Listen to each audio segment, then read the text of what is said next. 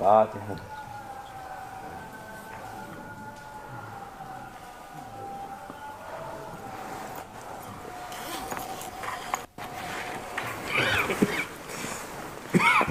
Selamun Aleyküm.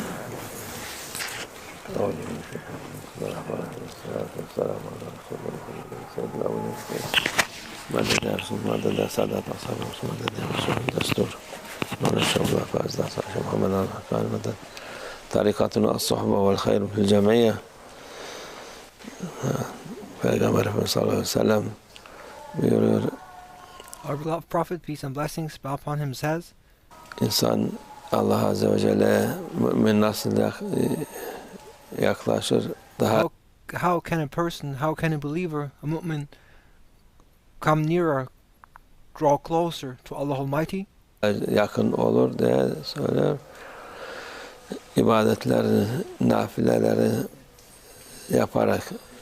Our beloved Prophet, peace and blessings be upon him, then says that a believer draws nearer to Allah Almighty and gets closer to Allah Almighty through his worship and through his additional service he performs for the sake of Allah Almighty, for besides completing the obligatory prayers, to also do voluntary worship.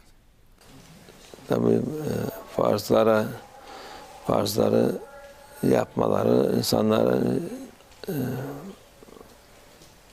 o Allah'ın emri. To fulfill what is fard is a must, because the fards are the obligations which have been commanded by Allah Almighty.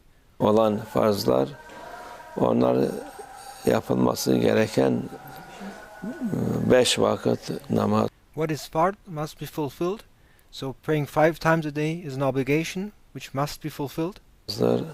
Oruç, zekat, hac. To fast, to give zakah, to make pilgrimage, these are the obligations which are fard. Onlar yapılacak. These must be done.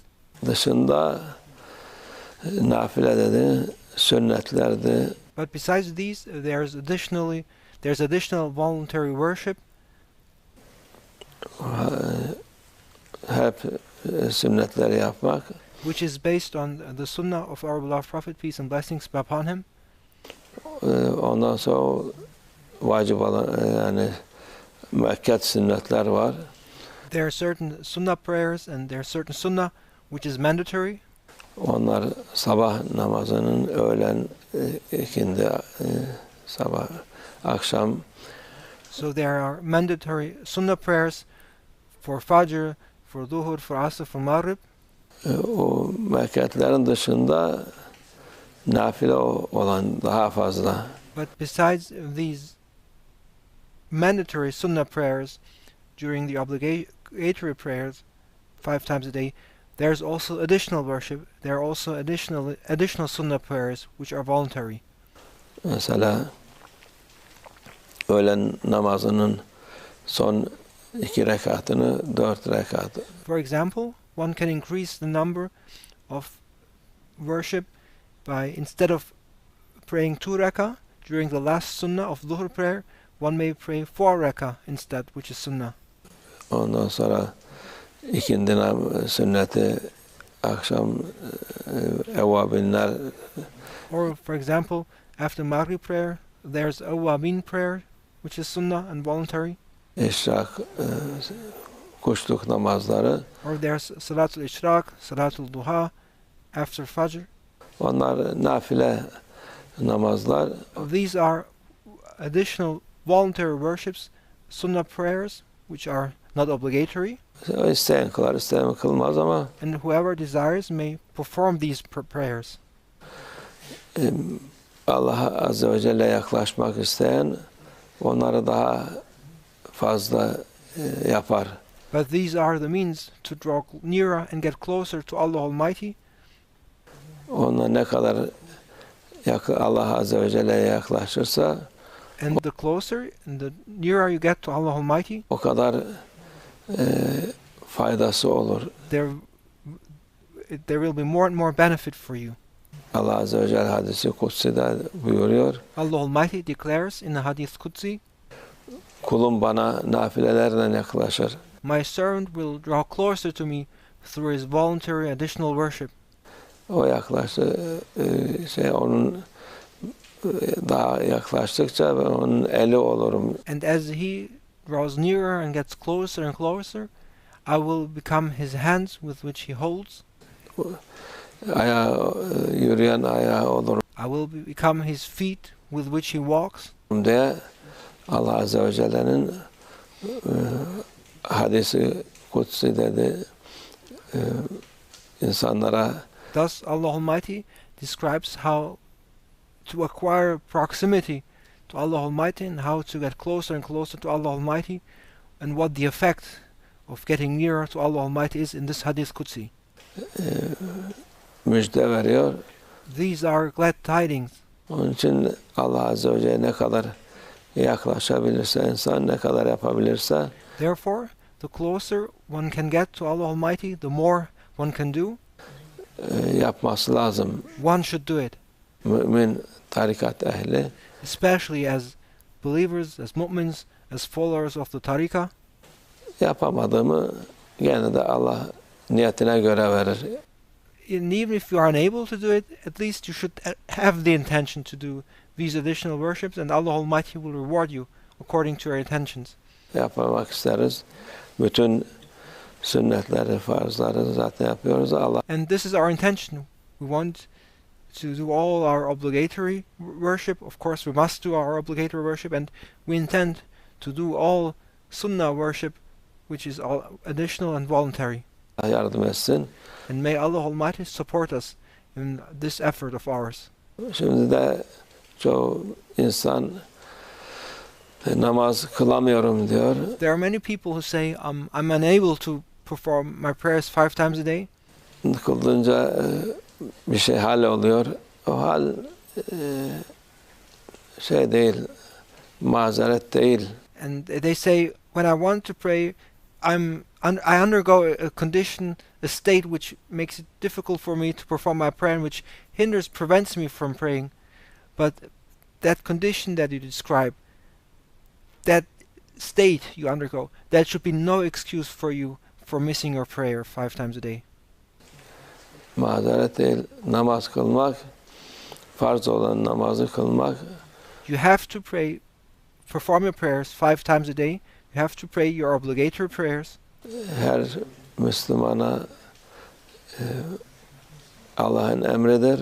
It is an obligation and it is a command by Allah Almighty to all Muslims. Onu yapması lazım.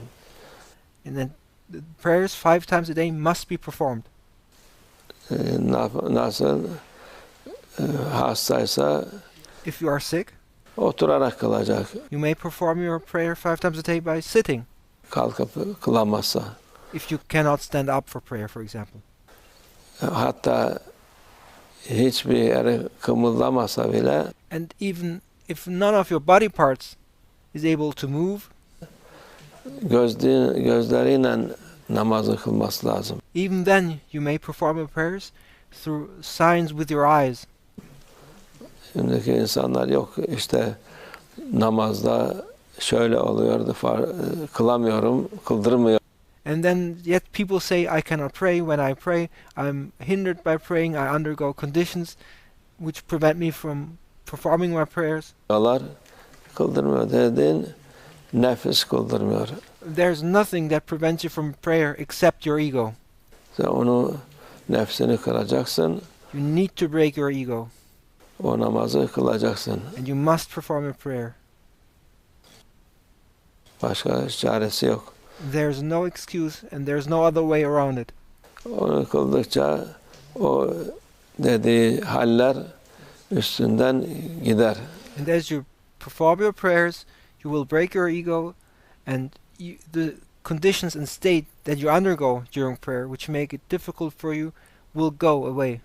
O haller kalmaz Allah'ın izniyle. And then these states which you experience during prayer, they will no longer remain. Mazeret farzlar için mazeret olmaz. There cannot be an excuse for what is obligatory. Yapamadıkları şeyleri oruç hastaysa yapamaz. Of course, there are certain rules. For example, for fasting, you may not fast if you are sick. Onun yerine fidyesini verir. Instead, you may make up for it by making a donation. Ama namazı muhakkak namazın fidyesi yani olmaz. Onu But there's no way of making up for missing a prayer by making a donation. There's no excuse for missing a prayer. yani dediğimiz gibi hiçbir hareket yoksa bile gözüyle konuşamıyorsa için And even, as we said, there's no excuse. And if none of your body parts can move, still through your movements of your eyes, you may perform your prayers. içinden okuyarak And even if you can't say a word or are unable to speak, you may recite from within inside. kılması lazım yani onu And you must pray one way or the other. yapması farzdır. To pray 5 times a day is fard and it's an obligation. Başkası artık onun yerine öldükten sonra Allah affetsin, ne yaparsa yapsın artık.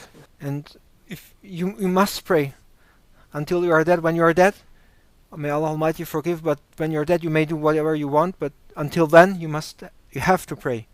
Allah muhafaza etsin. May Allah Almighty protect us.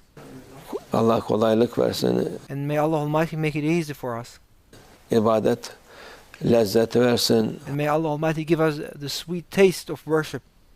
İbadet kılınca bir haz duyar insan. When you perform your worship, you will experience a sweet taste. Bir güzellik hisseder. You will feel a beauty.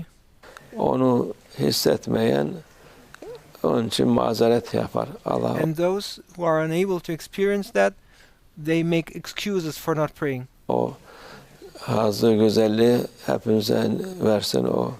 But if you do not experience it, you should not make it an excuse for you to not pray, but instead you should ask and pray for experiencing that sweet taste of worship. Kalbimize nur iman olsun, ferah May Allah Almighty enlighten our hearts and refresh our hearts with strong faith and belief. olsun inşallah. Ferahlık, sıkıntılar onunla gider inşallah. May Allah Almighty give refreshment to our hearts, and it is through prayer that our hearts will refresh and that the distress in our hearts will go away. ومن الله التوفيق. الفاتحة.